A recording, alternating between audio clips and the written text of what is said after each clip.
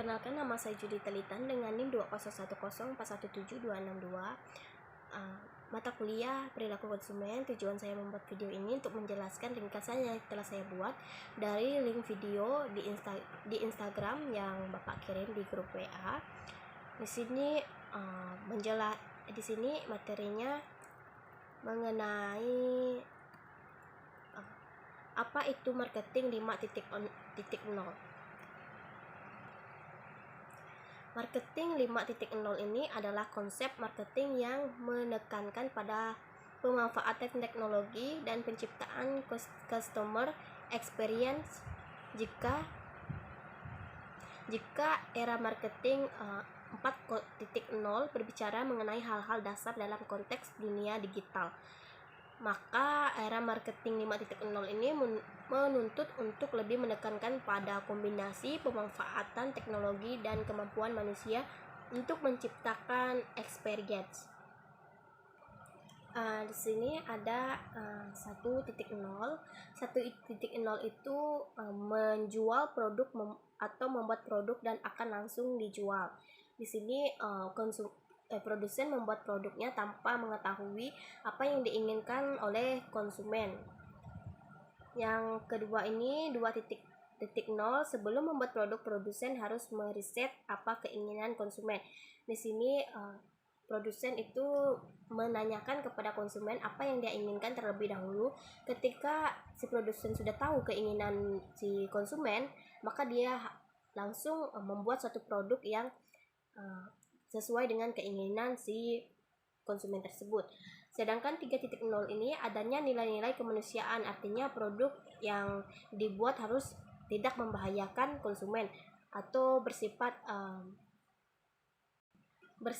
ramah lingkungan.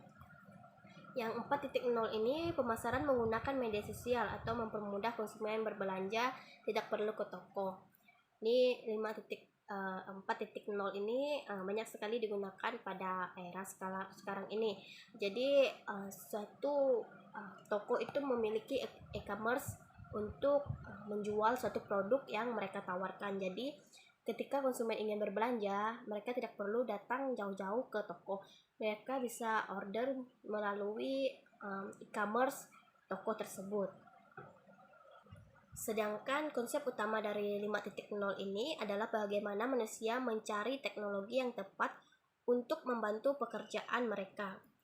Dalam hal ini yaitu pemasaran pergerakan ke arah marketing 5.0 sendiri didorong oleh 5 tren besar, mulai dari jumlah generasi digital, savvy yaitu begitu besar. Yang kedua, adopsi, vital lifestyle. Yang ketiga, dampak positif dan negatif dari digitalisasi.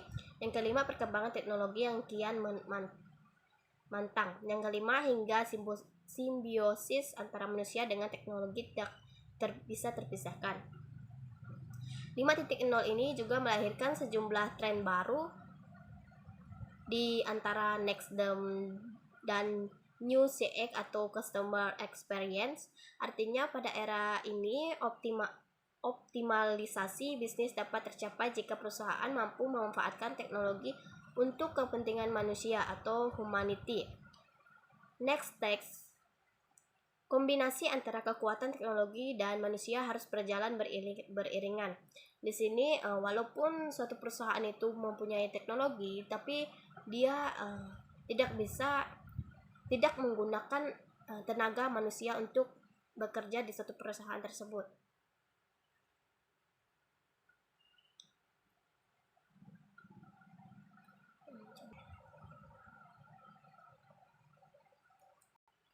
Contohnya sekarang pada era teknologi ini untuk menjaga keamanan suatu perusahaan bisa menggunakan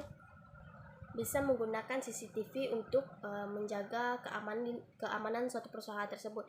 Tetapi tidak luput suatu perusahaan juga harus menggunakan tenaga manusia untuk menjaga keamanan suatu perusahaan tersebut. Contohnya satpam.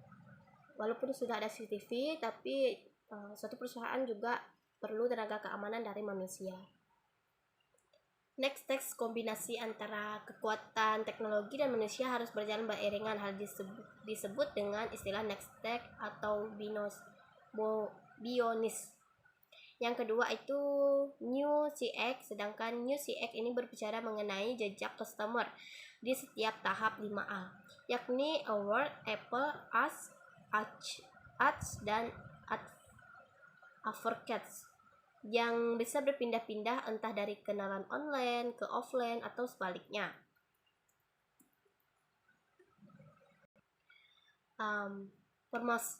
Formulasi marketing 5.0 ini menurut Herwan Kartajaya, Iwan Setiawan, dan Philip Kotler memformulasikan era marketing 5.0 ini ke dalam bentuk marketing 5.0 sama dengan new text dikali new CX. Dengan menggabungkan new text dan new CX, mereka meyakinkan customer experience akan semakin efisien dan bisnis yang mereka jalankan dapat memberi value lebih kepada para customer. Kuncinya adalah untuk manusia harus bisa melampaui kemampuan yang tidak bisa ditiru oleh teknologi. Artinya perusahaan harus memisahkan proses bisnis yang berhubungan dengan rutinitas dan proses yang sekiranya perlu mendapatkan pengawasan secara langsung. Contohnya, saat ini mayoritas perusahaan telah memanfaatkan teknologi untuk mengerjakan pekerjaan rutin seperti memasukkan data dan meningkatkan efisiensi kerja. Namun, perusahaan juga tetap memerlukan sentuhan pekerjaan untuk mengawasi pertimbangan keputusan sehingga hasil kerjanya lebih efektif. Demikian penjelasan dari saya, lebih dan kurangnya saya mohon maaf. Terima kasih.